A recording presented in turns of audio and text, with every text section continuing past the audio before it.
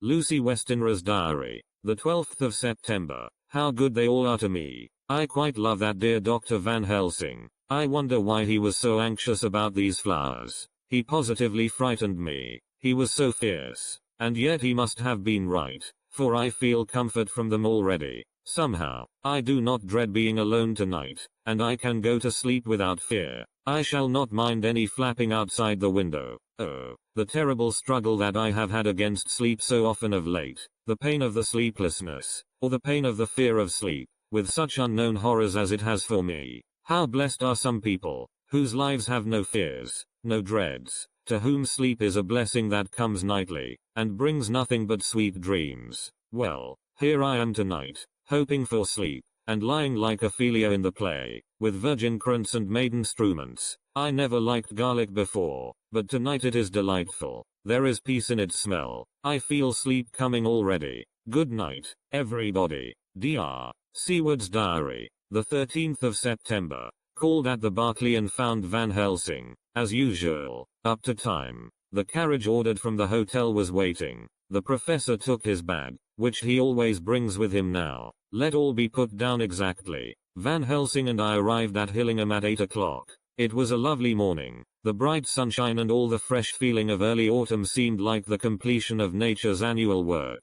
The leaves were turning to all kinds of beautiful colors, but had not yet begun to drop from the trees. When we entered we met Mrs. Westenra coming out of the morning room. She is always an early riser. She greeted us warmly and said, "You will be glad to know that Lucy is better. The dear child is still asleep." I looked into her room and saw her, but did not go in, lest I should disturb her. The professor smiled, and looked quite jubilant. He rubbed his hands together, and said, "Aha, I thought I had diagnosed the case. My treatment is working." To which she answered, "You must not take all the credit to yourself, Doctor. Lucy's state this morning is due in part to me." "How you do mean, Mom?" asked the professor. "Well, I was anxious about the dear child in the night, and went into her room. She was sleeping soundly, so soundly that even my coming did not wake her, but the room was awfully stuffy. There were a lot of those horrible, strong-smelling flowers about everywhere, and she had actually a bunch of them round her neck. I feared that the heavy odor would be too much for the dear child in her weak state, so I took them all away and opened a bit of the window to let in a little fresh air. You will be pleased with her, I am sure." She moved off into her boudoir, where she usually breakfasted early. As she had spoken, I watched the professor's face, and saw it turn ashen gray. He had been able to retain his self-command whilst the poor lady was present, for he knew her state and how mischievous a shock would be. He actually smiled on her as he held open the door for her to pass into her room. But the instant she had disappeared he pulled me, suddenly and forcibly, into the dining room and closed the door. Then, for the first time in my life, I saw Van Helsing break down. He raised his hands over his head in a sort of mute despair, and then beat his palms together in a helpless way. Finally he sat down on a chair, and putting his hands before his face, began to sob, with loud, dry sobs that seemed to come from the very racking of his heart. Then he raised his arms again, as though appealing to the whole universe. "God, God, God," he said, "what have we done? What has this poor thing done, that we are so sore beset? Is there fate amongst us still, sent down from the pagan world of old, that such things must be, and in such way? This poor mother, all unknowing, and all for the best as she think, does such thing as lose her daughter body and soul, and we must not tell her, we must not even warn her, or she die, and then both die. Oh, how we are beset. How are all the powers of the devils against us?" Suddenly he jumped to his feet. "Come," he said, "come, we must see and act. Devils or no devils, or all the devils at once, it matters not, we fight him all the same." He went to the hall door for his bag, and together we went up to Lucy's room. Once again I drew up the blind, whilst Van Helsing went towards the bed. This time he did not start as he looked on the poor face with the same awful, waxen pallor as before. He wore a look of stern sadness and infinite pity. "As I expected," he murmured, with that hissing inspiration of his which meant so much. Without a word he went and locked the door, and then began to set out on the little table the instruments for yet another operation of transfusion of blood. I had long ago recognized the necessity, and begun to take off my coat, but he stopped me with a warning hand. "No," he said, Today you must operate. I shall provide. You are weakened already. As he spoke he took off his coat and rolled up his shirt sleeve. Again the operation. Again the narcotic. Again some return of color to the ashy cheeks. And the regular breathing of healthy sleep. This time I watched whilst Van Helsing recruited himself and rested. Presently he took an opportunity of telling Mrs. Westenra that she must not remove anything from Lucy's room without consulting him, that the flowers were of medicinal value, and that the breathing of their odor was a part of the system of cure. Then he took over the care of the case himself, saying that he would watch this night and the next and would send me word when to come. After another hour Lucy waked from her sleep, fresh and bright and seemingly not much the worse for her terrible ordeal. What does it all mean? I am beginning to wonder if my long habit of life amongst the insane is beginning to tell upon my own brain. Lucy Westenra's diary. The 17th of September. 4 days and nights of peace. I am getting so strong again that I hardly know myself. It is as if I had passed through some long nightmare, and had just awakened to see the beautiful sunshine and feel the fresh air of the morning around me. I have a dim half remembrance of long, anxious times of waiting and fearing, darkness in which there was not even the pain of hope to make present distress more poignant, and then long spells of oblivion, and the rising back to life as a diver coming up through a great press of water. Since, however, Dr. Van Helsing has been with me, all this bad dreaming seems to have passed away. The noises that used to frighten me out of my wits, the flapping against the windows, the distant voices which seemed so close to me, the harsh sounds that came from I know not where and commanded me to do I know not what, have all ceased. I go to bed now without any fear of sleep. I do not even try to keep awake. I have grown quite fond of the garlic, and a boxful arrives for me every day from Haarlem. Tonight Dr. Van Helsing is going away, as he has to be for a day in Amsterdam, but I need not be watched. I am well enough to be left alone. Thank God for mother's sake, and dear Arthur's, and for all our friends who have been so kind. I shall not even feel the change, for last night Dr. Van Helsing slept in his chair a lot of the time. I found him asleep twice when I awoke, but I did not fear to go to sleep again, although the boughs or bats or something napped almost angrily against the window panes. The Pall Mall Gazette, the 18th of September. The Escaped Wolf. Perilous adventure of our interviewer. Interview with the keeper in the zoological gardens. After many inquiries and almost as many refusals, and perpetually using the words Pall Mall Gazette as a sort of talisman, I managed to find the keeper of the section of the zoological gardens in which the wolf department is included. Thomas Bilder lives in one of the cottages in the enclosure behind the elephant house, and was just sitting down to his tea when I found him. Thomas and his wife are hospitable folk, elderly, and without children, and if the specimen I enjoyed of their hospitality be of the average kind, their lives must be pretty comfortable. The keeper would not enter on what he called business until the supper was over, and we were all satisfied. Then when the table was cleared, and he had lit his pipe, he said, "Now, sir, you can go on and ask me what you want. You'll excuse me refusin to talk of professional subjects afore meals. I gives the wolves and the jackals and the hyenas in all our section their tea afore I begins to ask them questions."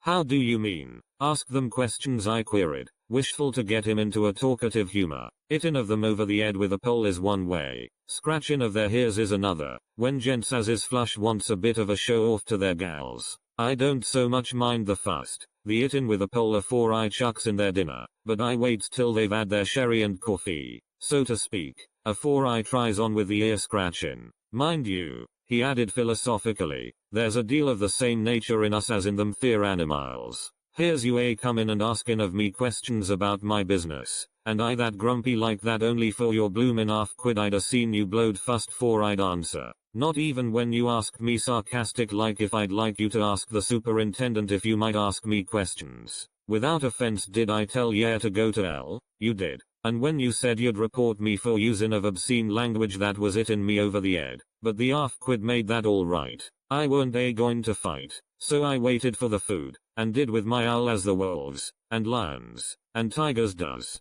But, law love yer art, now that the old ooman has stuck a chunk of her tea cake in me, and rinsed me out with her bloomin' old teapot, and I've lit hup, you may scratch my ears for all you're worth, and won't get even a growl out of me. Drive along with your questions. I know what yer comin' at. That air escaped wolf. Exactly. I want you to give me your view of it. Just tell me how it happened, and when I know the facts I'll get you to say what you consider was the cause of it, and how you think the whole affair will end. Alright, governor. This air is about the old story. That airwolf what we called Berserker was one of 3 grey ones that came from Norway to Jamratches, which we bought off him 4 years ago. He was a nice well-behaved wolf, that never gave no trouble to talk of. I'm more surprised at him for wanting to get out nor any other animal in the place. But, there, you can't trust wolves no more nor women. Don't you mind him, so broke in Mrs. Tom, with a cheery laugh. He's got mind in the animals so long that blessed if he ain't like a old wolf myself. But there ain't no harm in him. Well, sir, it was about 2 hours after feedin' yesterday when I first hear my disturbance. I was making up a litter in the monkey house for a young puma which is ill, but when I heard the yelpin' and howlin' I came away straight.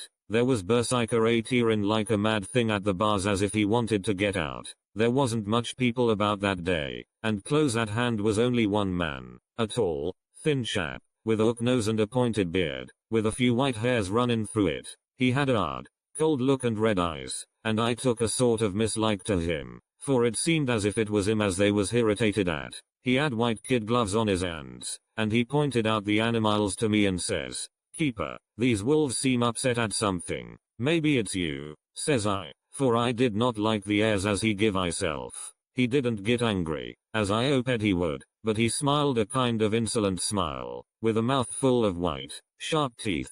"Oh no, they wouldn't like me," he says. "Ah yes, they would," says I, imitatin' of him. "They always likes a bone or two to clean their teeth on about tea time, which you has a bag full." Well, it was a odd thing, but when the animals see us talkin' they lay down, and when I went over to Berserker he let me stroke his ear same as ever. That their man came over, and blessed but if he didn't put in his hand and stroke the old wolf's ears too. "Take care," says I. "Berserker is quick." "Never mind," he says. "I'm used to 'em." "Are you in the business yourself?" I says, taking off my hat, for a man what trades in wolves, etc., is a good friend to keepers. "No," says he, "not exactly in the business, but I have made pets of several," and with that he lifts his hat as polite as a lord, and walks away. Old Berserker kept looking after him till he was out of sight, and then went and lay down in a corner and wouldn't come out the ole heavening. Well, last night, so soon as the moon was up, the wolves here all began howling. There warn't nothing for them to howl at. There warn't no one near, except someone that was evidently callin' a dog somewheres out back of the gardings in the park road. Once or twice I went out to see that all was right, and it was, and then the howling stopped. Just before 12 o'clock I just took a look round afore turnin' in, and, bust me, but when I came opposite to old Berserker's cage I see the rails broken and twisted about and the cage empty, and that's all I know for certain.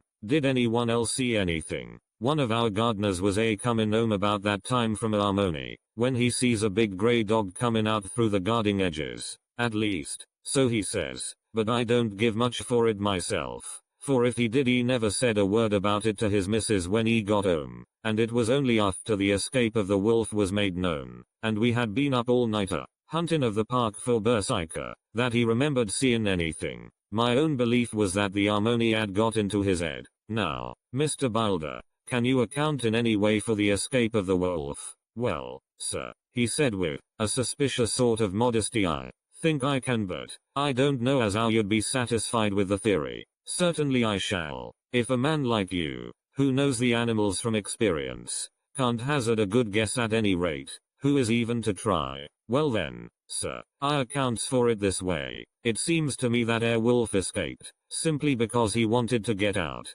From the hearty way that both Thomas and his wife laughed at the joke I could see that it had done service before, and that the whole explanation was simply an elaborate sell. I couldn't cope in badinage with the worthy Thomas, but I thought I knew a surer way to his heart, so I said, "Now, Mr. Boulder, we'll consider that first half sovereign worked off, and this brother of his is waiting to be claimed when you've told me what you think will happen." "Right wha, sir," he said briskly. "Ye'll excuse me, I know, for a chaffin' of ye, but the old woman here winked at me, which was as much as telling me to go on." "Well, I never said the old lady. My opinion is this, that wolf is a hidin' of, somewheres, The gardener what didn't remember said he was a galloping northward faster than a horse could go, but I don't believe him. 4. Yes sir, wolves don't gallop no more nor dogs does, they not bein' built that way. Wolves is fine things in a storybook, and I dare say when they gets in packs and does be chivying something that's more afeard than they is they can make a devil of a noise and chop it up, whatever it is. But, Lord bless you, in real life a wolf is only a low creature, not half so clever or bold as a good dog, and not half a quarter so much fight in him. This one ain't been used to fightin' or even to providin' for hisself, and more like he's somewhere round the park a-hidin' and a-shiverin' of, and, if he thinks at all, wonderin' where he is to get his breakfast from. Or maybe he's got down some area and is in a coal cellar. My eye, won't some cook get a rum start when she sees his green eyes shining at her out of the dark? If he can't get food he's bound to look for it, and mayhap he may chance to light on a butcher's shop in time. If he doesn't, and some nursemaid goes walking off with a soldier, Levin of the infant in the perambulator, well, then I shouldn't be surprised if the census is one babby the less. That's all. I was handing him the half-sovereign, when something came bobbing up against the window, and Mr. Bilder's face doubled its natural length with surprise. God bless me, he said, if there ain't old Berserker come back by myself. He went to the door and opened it, a most unnecessary proceeding it seemed to me. I have always thought that a wild animal never looks so well as when some obstacle of pronounced durability is between us. A personal experience has intensified rather than diminished that idea. After all, however, there is nothing like custom, for neither Bilder nor his wife thought any more of the wolf than I should of a dog. The animal itself was as peaceful and well behaved as that father of all picture wolves, Red Riding Hood's quondam friend,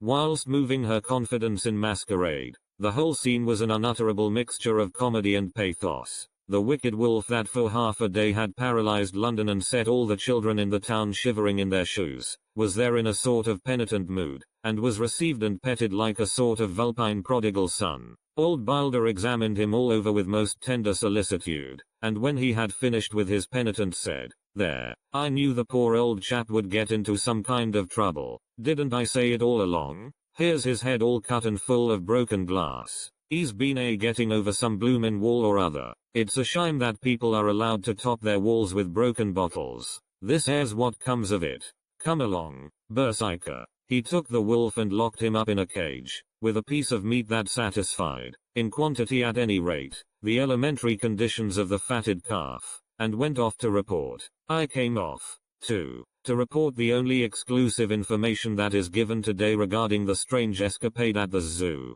Dr. Seward's diary. The 17th of September, I was engaged after dinner in my study posting up my books, which, through press of other work and the many visits to Lucy, had fallen sadly into arrear. Suddenly the door was burst open, and in rushed my patient, with his face distorted with passion. I was thunderstruck, for such a thing as a patient getting of his own accord into the superintendent's study is almost unknown. Without an instant's pause he made straight at me. He had a dinner knife in his hand, and, as I saw he was dangerous, I tried to keep the table between us. He was too quick and too strong for me, however, for before I could get my balance he had struck at me and cut my left wrist rather severely. Before he could strike again, however, I got in my right and he was sprawling on his back on the floor. My wrist bled freely, and quite a little pool trickled onto the carpet. I saw that my friend was not intent on further effort, and occupied myself binding up my wrist,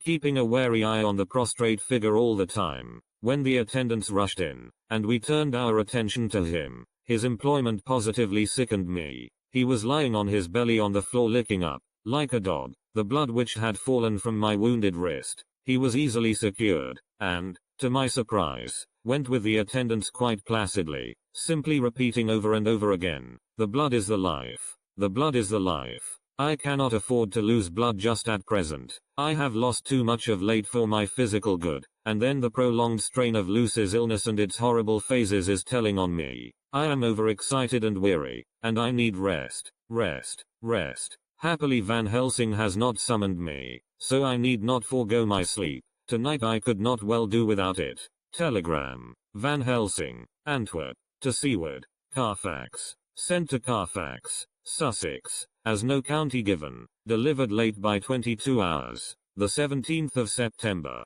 Do not fail to be at Hillingham tonight. If not watching all the time frequently, visit and see that flowers are as placed. Very important. Do not fail. Shall be with you as soon as possible after arrival. Dr. Seward's Diary. The 18th of September. Just off for train to London. The arrival of Van Helsing's telegram filled me with dismay. A whole night lost, and I know by bitter experience what may happen in a night. Of course it is possible that all may be well, but what may have happened? Surely there is some horrible doom hanging over us that every possible accident should thwart us in all we try to do. I shall take this cylinder with me, and then I can complete my entry on Lucy's phonograph. Memorandum left by Lucy Westenra, the 17th of September, night. I write this and leave it to be seen, so that no one may by any chance get into trouble through me. This is an exact record of what took place tonight. I feel I am dying of weakness, and have barely strength to write, but it must be done if I die in the doing.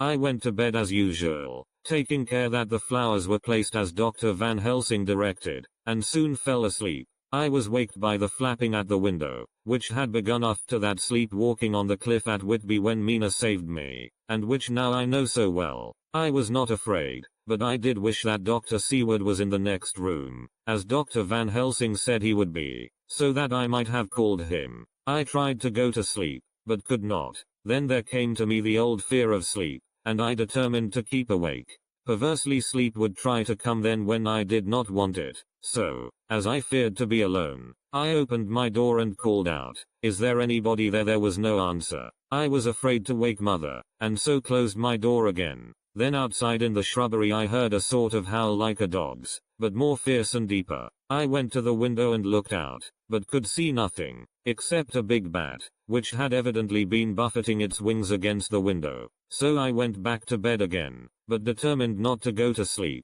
Presently the door opened, and Mother looked in, seeing by my moving that I was not asleep, came in, and sat by me. She said to me even more sweetly and softly than her wont, "I was uneasy about you, darling, and came in to see that you were all right. I feared she might catch cold sitting there, and asked her to come in and sleep with me. So she came into bed, and lay down beside me. She did not take off her dressing gown, for she said she would only stay a while and then go back to her own bed. As she lay there in my arms, and I in hers, the flapping and buffeting came to the window again. She was startled and a little frightened, and cried out, 'What is that?' I tried to pacify her, and at last succeeded, and she lay quiet, but I could hear her poor dear heart still beating terribly. After a while there was the low howl again out in the shrubbery, and shortly after there was a crash at the window, and a lot of broken glass was hurled on the floor. The window blind blew back with the wind that rushed in, and in the aperture of the broken panes there was the head of a great, gaunt grey wolf. Mother cried out in a fright, and struggled up into a sitting posture, and clutched wildly at anything that would help her. Amongst other things, she clutched the wreath of flowers that Dr. Van Helsing insisted on my wearing round my neck, and tore it away from me. For a second or two she sat up, pointing at the wolf, and there was a strange and horrible gurgling in her throat. Then she fell over, as if struck with lightning, and her head hit my forehead and made me dizzy for a moment or two. The room and all round seemed to spin round. I kept my eyes fixed on the window, but the wolf drew his head back, and a whole myriad of little specks seemed to come blowing in through the broken window, and wheeling and circling round like the pillar of dust that travelers describe when there is a simoon in the desert. I tried to stir, but there was some spell upon me, and dear Mother's poor body, which seemed to grow cold already, for her dear heart had ceased to beat, weighed me down, and I remembered no more for a while. The time did not seem long, but very, very awful, till I recovered consciousness again. Somewhere near, a passing bell was tolling, the dogs all round the neighborhood were howling, and in our shrubbery, seemingly just outside, a nightingale was singing. I was dazed and stupid with pain and terror and weakness, but the sound of the nightingale seemed like the voice of my dead mother come back to comfort me. The sound seemed to have awakened the maids, too, for I could hear their bare feet pattering outside my door. I called to them, and they came in, and when they saw what had happened, and what it was that lay over me on the bed, they screamed out. The wind rushed in through the broken window, and the door slammed to. They lifted off the body of my dear mother, and laid her, covered up with a sheet, on the bed after I had got up. They were all so frightened and nervous that I directed them to go to the dining room and have each a glass of wine. The door flew open for an instant and closed again. The maid shrieked, and then went in a body to the dining room, and I laid what flowers I had on my dear mother's breast. When they were there I remembered what Dr. Van Helsing had told me, but I didn't like to remove them, and, besides, I would have some of the servants to sit up with me now. I was surprised that the maids did not come back. I called them, but got no answer, so I went to the dining room to look for them. My heart sank when I saw what had happened. They all four lay helpless on the floor, breathing heavily. The decanter of sherry was on the table half full, but there was a queer, acrid smell about. I was suspicious, and examined the decanter. It smelt of laudanum, and looking on the sideboard, I found that the bottle which mother's doctor uses for her, did use, was empty. What am I to do? What am I to do? I am back in the room with mother. I cannot leave her, and I am alone, save for the sleeping servants, whom someone has drugged, alone with the dead. I dare not go out, for I can hear the low howl of the wolf through the broken window. The air seems full of specks, floating and circling in the draft from the window, and the lights burn blue and dim. What am I to do? God shield me from harm this night. I shall hide this paper in my breast, where they shall find it when they come to lay me out. My dear mother gone. It is time that I go too. Goodbye, dear Arthur. If I should not survive this night, God keep you, dear, and God help me.